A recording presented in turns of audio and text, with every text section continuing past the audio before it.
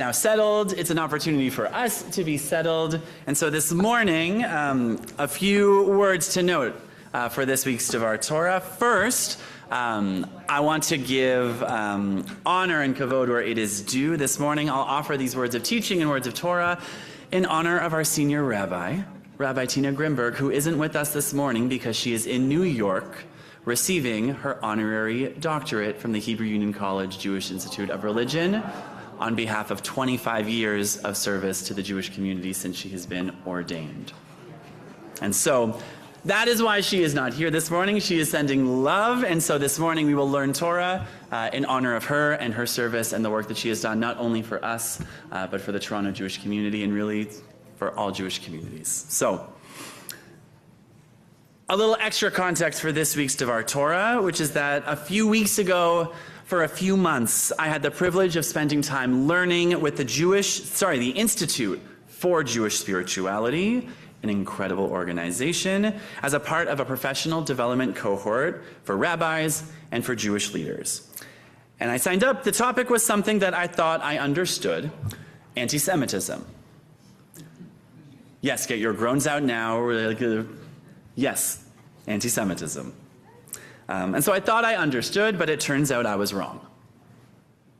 Not necessarily about the content of what was being brought up, but about how much I still had to learn about myself within it. And so this morning I want to be honest with you about where this learning has landed for me and what I've been holding over the last few months. While participating in this course, the synagogue where I grew up, Temple Emmanuel, just down the street from here, it's the community where I first found my Jewish identity. It is the community that welcomed me, embraced me, and is a major part of who I am today. It was shot at on the evening of Purim, moments after my parents and my family had left the building. I'm still figuring out the right words to share and to express around that moment and what it means for me.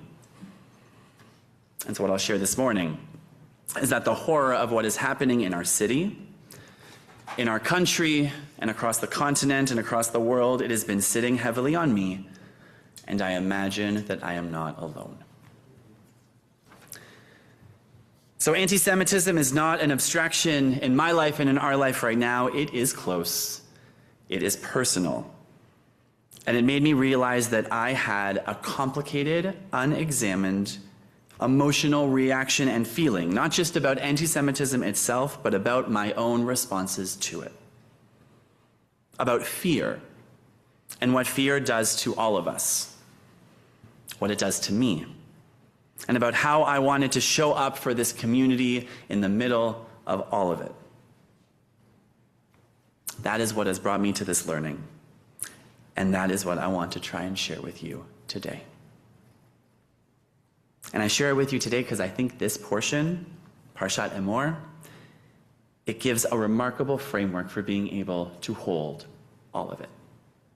So, Parshat Omer, which we are about to read, on its surface, it is a parsha about order. It opens up with laws of priestly purity, because it's in the book of Leviticus, so of course, but then it moves to the rules governing the ancient sacrificial system. And then it arrives at one of the most beautiful passages of Torah, the calendar of sacred time. Shabbat, Passover, Shavuot, Rosh Hashanah, Yom Kippur, Sukkot, Shmini Atzeret, rinse and repeat. Thank you. It was a joke. The Torah calls these the Moedim, which can usually be translated as festivals or appointed times. But the root of Moedim, Moed, can also be translated as meeting. And so these holiday festivals are when we meet, whether it's meeting with the divine, whether it's meeting with each other, or meeting ourselves in sacred moments. And what strikes me every year when we read this parsha is the insistence of the cycle. This text does not present these as one-time events. It says, you shall do this every year, again and again, from the harvest to the fast, to the feast, to the rest, you return, return, return. And right in the middle of all of it, stitching the spring and the summer together, is the Omer. As it says in the Torah, and from the day on which you bring the sheaf of elevation offering, the day after the Sabbath, you shall count off 7 weeks, and they must be complete. You must count until the day after the 7th week, 50 days, and then you shall bring an offering of new grain to God. And this is the cycle that we are in right now. 49 days plus 1, 7 weeks, counted 1 day at a time. And this act of counting itself, that's the point. Every day we have a chance to pause and say, Hineni, here I am. Today is day such and such. I am in the middle of this journey. I am paying attention. Now, the Omer has always felt to me like a spiritual fitness practice. You do not get the benefit just by finishing. At the end, you actually have to show up each day, noticing where you are, and count. And it's that practice of noticing, of paying attention, which is what the Institute for Jewish Spirituality invited me and the other rabbis in my cohort into. And it changed how I understood anti-Semitism in a way that I did not expect. So I went in thinking that this should be a really great training in how to respond to expressions of Jewish hatred, how to talk to our communities, how to address incidents, how to manage the information landscape, and there was some of that for sure, but really what the facilitators, and I should name Rabbi Miriam Margles, a Toronto rabbi, kept returning to something that was a little bit more internal. Because before we can respond well, we need to understand what anti-Semitism does to us. Not just politically and not just historically, but in our bodies, in our nervous systems, in the parts of ourselves that we inherited. And so the framework that they offered described anti-Semitism as operating in 4 dynamics: in blame, isolation, terror, and then denial. You've heard some of these before. Jews are scapegoated as the problem. Jews are told you do not belong, that you are not welcome here. Jews are threatened with harm or are erased. And then crucially, Jews are told that you are exaggerating, that you are paranoid, that others have it worse and your pain, put it to the side for a moment. I found myself sitting with that last one for a really long time. The denial. The how often have I watched ourselves do that to each other? How often have I done that to myself? The other dimension the course explored was intergenerational trauma. And what happens when wounds that are passed down from generation to generations without being metabolized? The fears and the strategies, the shame and the vigilance, the need to prove ourselves, to justify our existence, to be useful enough, good enough, or invisible enough, or visible enough.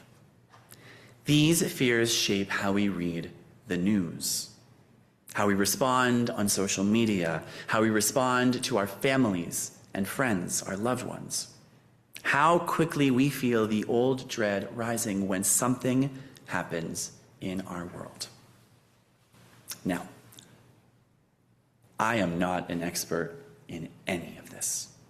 I'm simply a rabbi who took a course and maybe have some lived experience. But there are people who have spent careers on these questions, and I encourage you to seek them out. But what I can tell you that is personally true and useful to me is this: taking time to understand what anti-Semitism feels like for me in my body, in my history, has helped me to begin to find a path through it. to ask for myself, what is a systemic pattern stretching back for centuries, and what is a specific act of hatred that is happening right now? Because those are not the same thing, and they do not call for the same response. And so learning to tell them apart slowly and perhaps imperfectly has helped me navigate this new world with deeper intention. And I think this is where our Torah comes back to play. The Parsha, and more that we are about to read, insists that we mark time in cycles. And one of the things about cycles is that they can feel like being trapped in repetition. And anti-Semitism is painfully one of the oldest cycles in our history.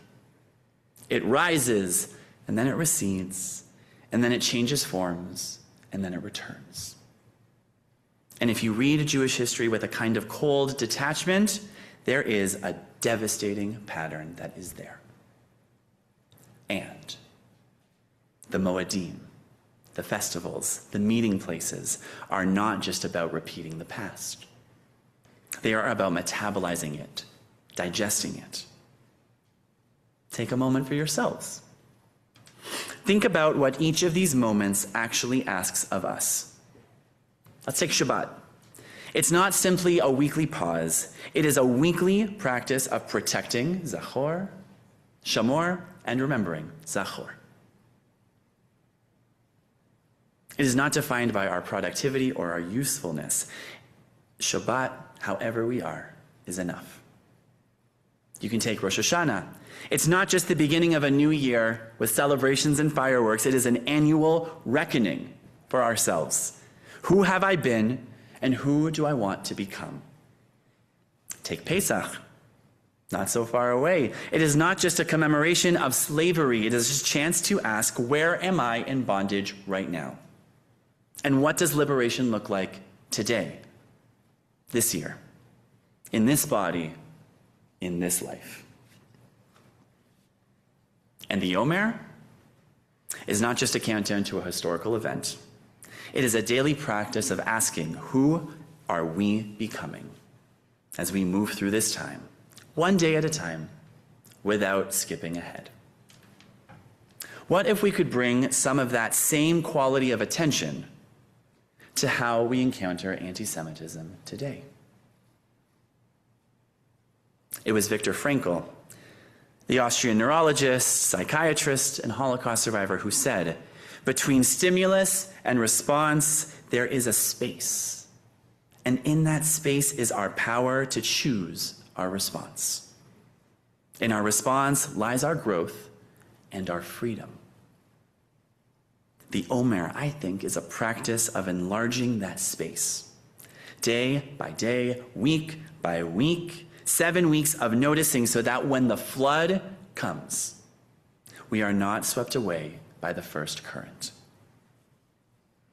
It was Eddie Hillesum, whose writings from the Holocaust survive to this day, put it this way. She says, give your sorrow all the space and shelter in yourself that is due.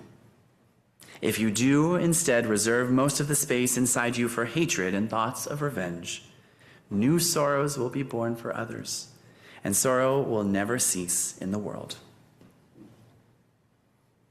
She is not saying, don't grieve. She is not saying, do not fight. She is saying, know the difference between the grief that needs tending and the reaction that can create harm. So I also want to say something about who else is in this cycle with us. One of the most important threads in the course was about the way anti-Semitism connects to other forms of oppression. The course noted that most forms of bigotry will do this thing called targeting down, characterizing a group as inferior or less capable. And that's true for anti-Semitism, and anti-Semitism also targets up, casting Jews as dangerous for having too much power. And so this creates a terrible function, that Jews get positioned as a buffer between those who actually hold structural power and those who are consistently marginalized. And it is a distortion that harms everyone but especially us. And when I heard this, it did not feel like a reason to minimize what Jews experience. It felt like an invitation to see and fully feel our struggle. I felt a weight lift in me. Something I couldn't identify before was now crystal clear. Other communities know what it means to be scapegoated, to be told that you do not belong, to be denied the dignity of having your pain taken seriously. There is a real connection to be built there, not as a strategy, not as a way to dilute anyone's individual and real experiences, but because solidarity is one of the only things in history that has actually disrupted the cycles of harm. And I want you to know this. If I can leave you with a little bit of hope amongst the fear that we hold, we are not building from scratch. For myself, I have been in conversations with interfaith organizations throughout this city who are doing this work alongside us.